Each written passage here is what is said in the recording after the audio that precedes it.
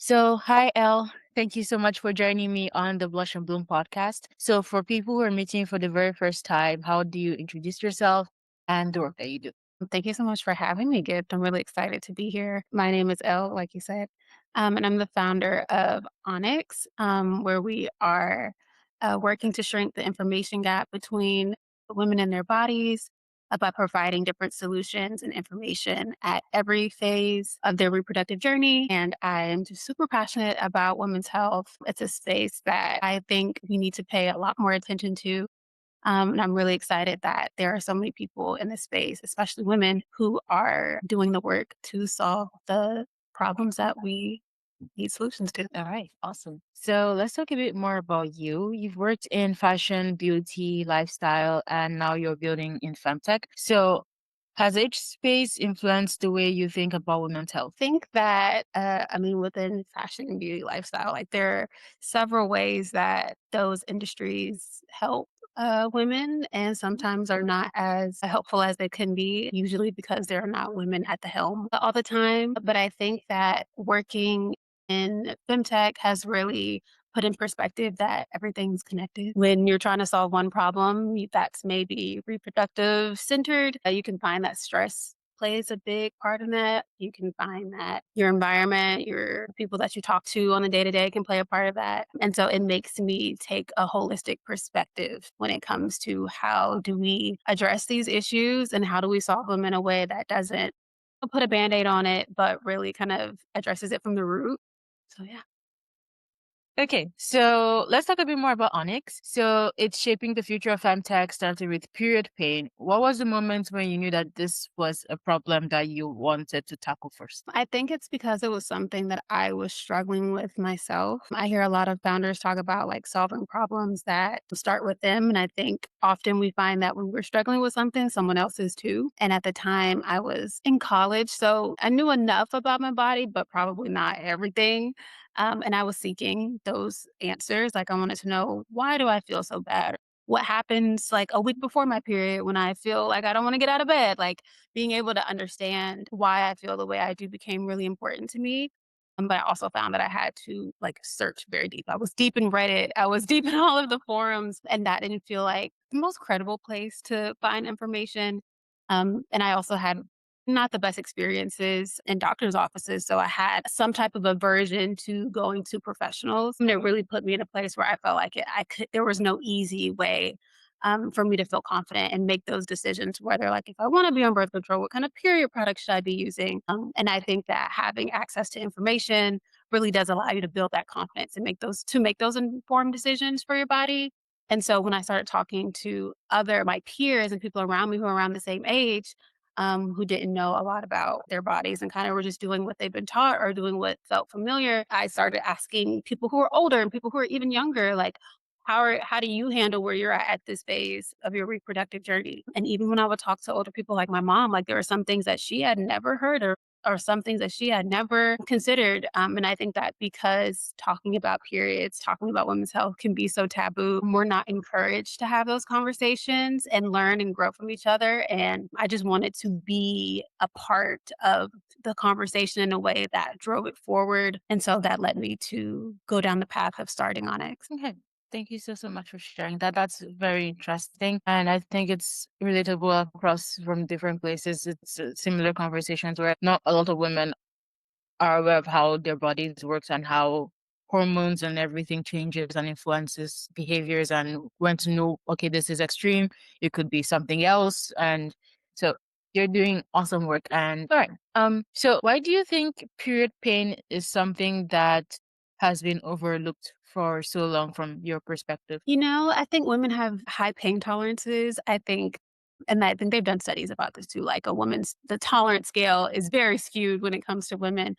When we Yeah. think like a severe pain, we would probably rank it as like moderate. And when the scales are disproportionate like that, it's hard to pinpoint that, okay, this is something I need to go get checked out, or this isn't normal. It's hard to define what's normal when you're just used to being in pain or when you're used to experiencing a certain level of pain. I think because we are taught to like hide your pad in your pocket and don't let anyone see it, creates an idea of like shame, or it makes it feel kind of icky. Like, I think anytime that I've been introduced, like when I was younger, when I was introduced to, okay, this is a period, it felt like a secret or it felt like something that nobody should know and only I should keep it to myself. And again, it kind of reinforces that cycle of shame.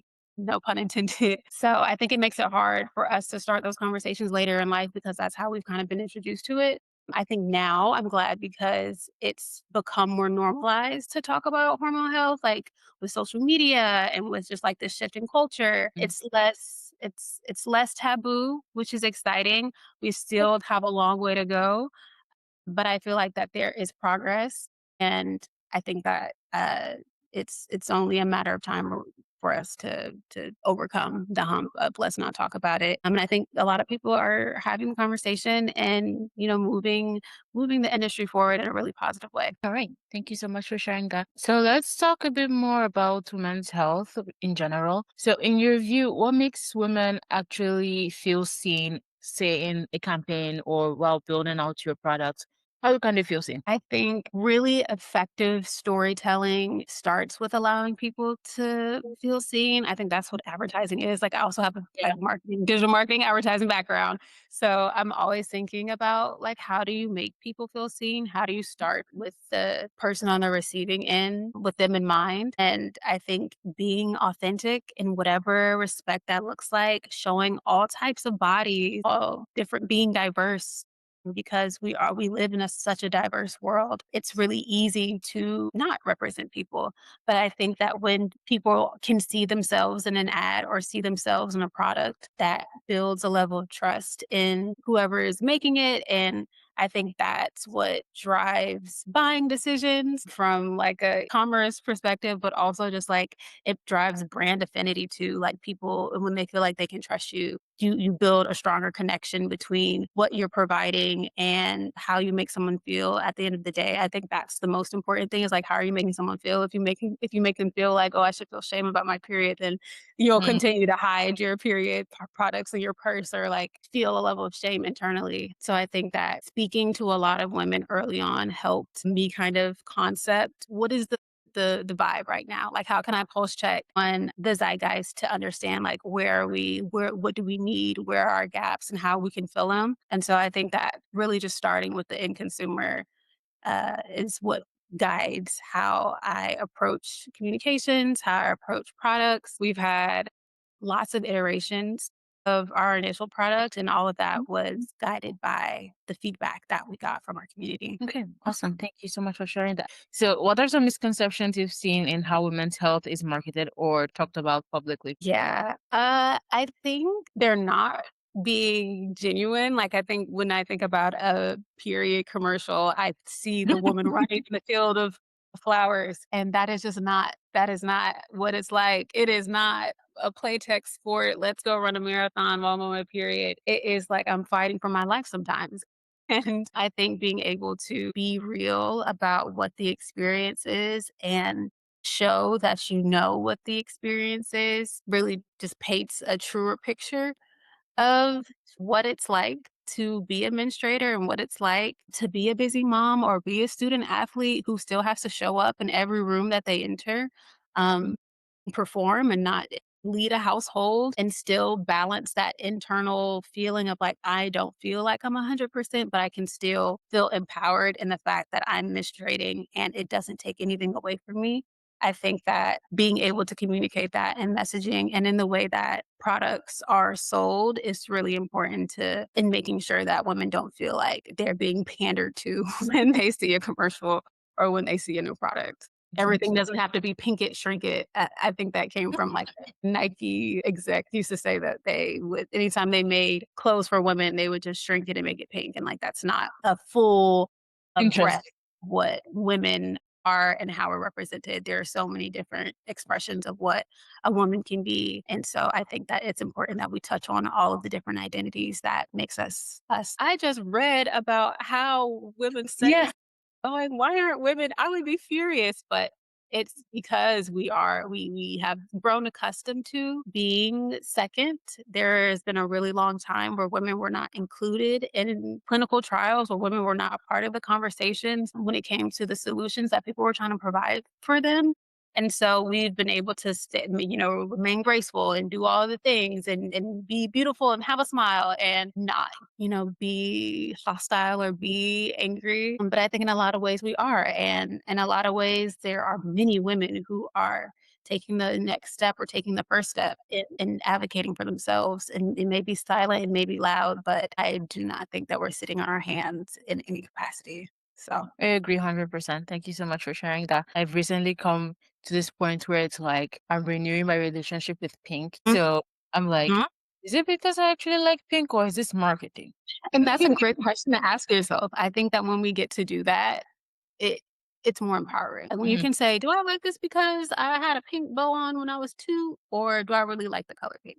And I Mm, think you can say, like, I can take back my power and say like, "Yeah, no, I really like the color pink. Like, it is vibrant and it looks good on against my skin. Like, look good in pink and I love it." That's fine, and you don't have to necessarily conform. You can yeah. stand in your identity and it not feel as pandering. Yeah, I agree. I think changes will continue to be as long as women continue to ask the questions. Why is this the way it is? How about we do it this way instead? Mhm. So let's say like there's a young woman who is entering FemTech or she wants to do marketing around this. She asks you for advice on how to build trust for her brand. What would you tell her? Because there's so many brands out there and how can it maybe someone who's just starting be able to Mhm. present themselves as a trustworthy brand? I would be a part of the community that you're trying to serve. Talk to as many people as possible, women, the people who love and support them, that see them from the outside looking in. Go to where they live on the internet and where they are in real life. If there are like groups that talk about women's health locally, go join and see what they're talking about. The same thing for if there are groups online, like be a part of them, join, participate in the discourse and really get to know what are their motivations, what are their pain points, what are the things that keep them up at night, and address those things directly because in conversation, you really get to understand a person. And when people feel, like you said earlier, seen and heard and understood, that's when the most effective marketing, I think, happens. Okay, thank you so much for sharing that. Another question I have for you is what has been the most exciting and most challenging part of turning a health problem like period pain into a product, being able to solve that problem? I did not know what I was getting myself into. I was a, senior in college and so passionate and still am so passionate, but I hear a lot of entrepreneurs say, like, "If I'd known, I don't know if I would have done it." But I definitely know that I would've. It's been a really enriching experience to be able to have an idea and see it to be able to hold it in your hand. Like, I think Mhm. that that is just an experience that not that many people or not enough people get to have. And it's really just transformative to be able to not only like have an idea and see it and hold it in your hand and use it, but to go on the journey from like, how do I take this idea? How do I produce it? How do I get people to corral around it? How do I get support financially?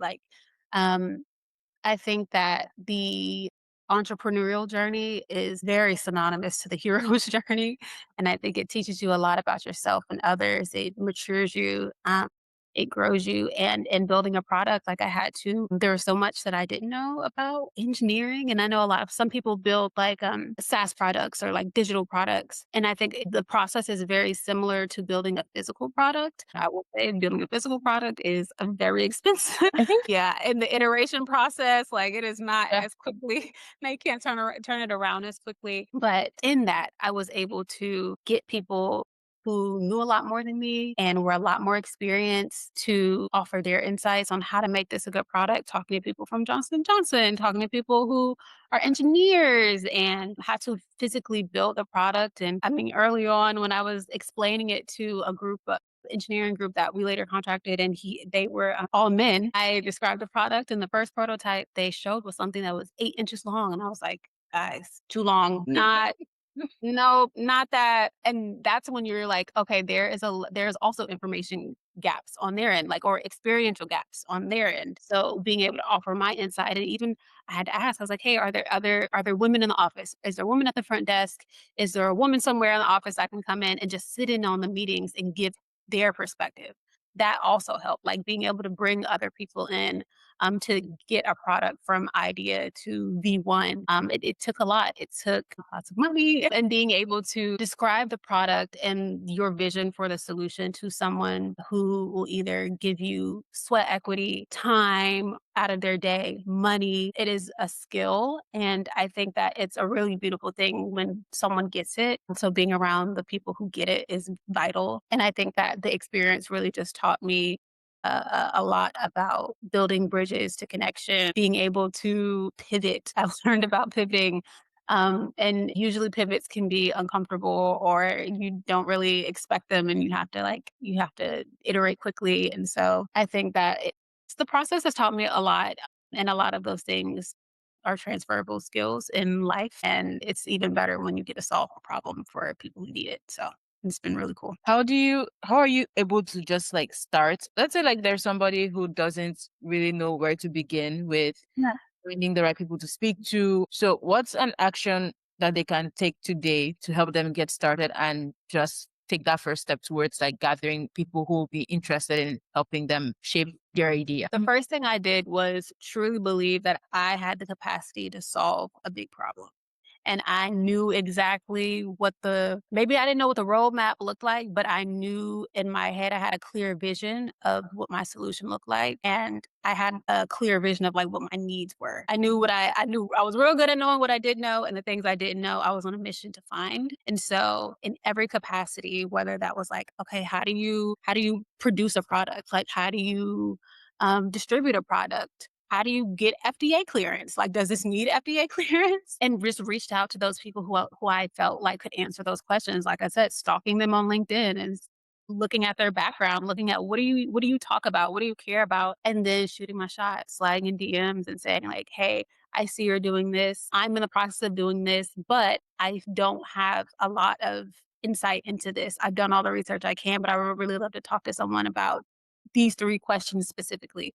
Do you have time to talk next week? And sending so many DMs a day really put me in a position to have those conversations. And with each conversation, I learned more that informed the next conversation. And then those people usually have people within their circles that they talk to on a day to day who either feel the same or they know someone who's working on something different or they know a friend of a friend. So network effects are key. And I think in building a new business, digitally and in real life, like staying in connection with the women who are experiencing what they're experiencing so that when I go and talk to these experts, I'm bringing the right problems or I'm bringing the right information to their attention was really crucial. And again, faith. Like I just had to believe that the right people would come and a lot of times they did. I would also go to like conventions. At first, we started out as a CBD tampon. We iterated and iterated and became something completely different. But when we started out, I met a connection at Johnson& and Johnson at a non-wovens convention that was in my city. And I was like, "Oh, let me just go. Let me just go sit in the lobby. Let me Mhm. message them on LinkedIn and say like, hey, I'm here. Can we grab lunch?" And he said, yeah. And that I was able to make that connection just because I realized that like what could I do today? I could go downtown and sit in this hotel lobby of this convention center and see if this person will take a meeting with me. If it doesn't work, it doesn't work. But I'm also in a hotel lobby with several people with name tags and with their company and title on who I can pull and grab for a chat and say, hey, I see that you're at so and so company. Can I ask you a question? So being very scrappy in that way, but also doing what I can on LinkedIn and within my communities to see like who could help. If it's a good problem, if it's a good like good intention, a lot of people have good intentions and want to serve people with good intentions. I think sometimes being in a post-COVID world, we can be kind of anti as a society or like not as communal, but I think people crave that more now than ever. Okay. Thank you so much for sharing that. So let's talk a bit more about your experiences as a Black woman who's building in this space. The saying when they're like, when you put a Black woman in a room, everyone's taken care of.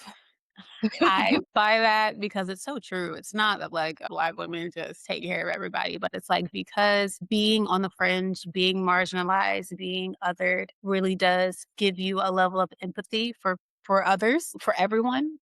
And it makes you, whether you like it or not, a lot more in tune with how you approach conversations, how you approach messaging. And I think that being a Black woman has really helped me in a lot of ways. And I think when it comes to building a business in any industry where most are male dominated, even more are white male dominated, it can feel scary at times.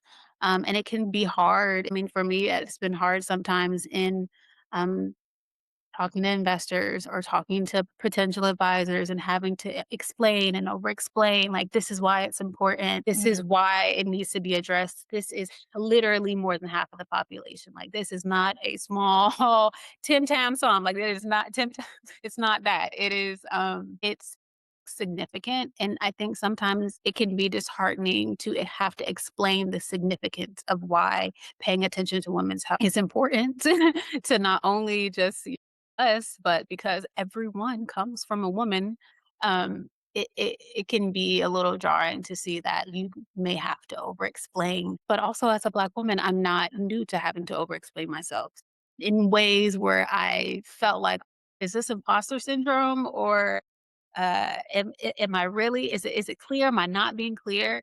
Whether I'm literally being clear or not, I have the capacity to land. I have the capacity to land on my feet. I have the capacity to land the deal. I have the capacity to see the product through. And I think that self belief really, for anyone, but especially as a Black woman who sometimes it feels like even more odds are stacked against you. I think that that has really been an anchor in allowing me to be able to walk in a room, knees shaking, and still be able to execute and see it through. Okay. So we are headed towards the end of the podcast now. Where do you see success? What does success look like for you and Onyx in the next few years? Success would look like being able to connect as many women as possible to their bodies, whether that be through information, whether that be through being able to release bodily shame. I think there's a lot of that is pent up in women because of how society, social ideals either kind of guide our perspective of ourselves. And I think that's a trickle down effect into how we reproduce. And I think that I would love to see Onyx be like a part of every woman's reproductive health journey from preteen, tween, all the way through postmenopausal, because it is a journey and it's not something that once you hit puberty, you're done growing or you're done maturing. Your hormones will continue to shift and change, and being seen in that change and being affirmed in that change, I think, is important. And I just want us to have a massive community. I want the Onyx community to be not just national, but international. I want people to, and thank you, internet, because and that you make it very easy for things Yeah. to have such reach. So, yeah, I just really want women to look at themselves in the mirror and feel like no matter where I'm at in my journey, even though I may not be comfortable because I'm hormonal in my or I'm prepubescent and I'm getting acne and I don't like how I look. I don't Mhm. want you to feel like I'm any less of a woman. Or even when you start menstruating, you're like, oh my God, now I have to do this for how long? Or now I have night sweats and I feel icky next to my partner. Like, I want women to feel empowered at every stage of their journey. And so I hope the Onyx can be a vehicle for that. Right. Awesome. Thank you so much, Elle, for joining me on the Blush and Bloom podcast. It's been wonderful having you here and sharing how it's been for you building out Onyx and everything else that you have going on. Thank you for joining me.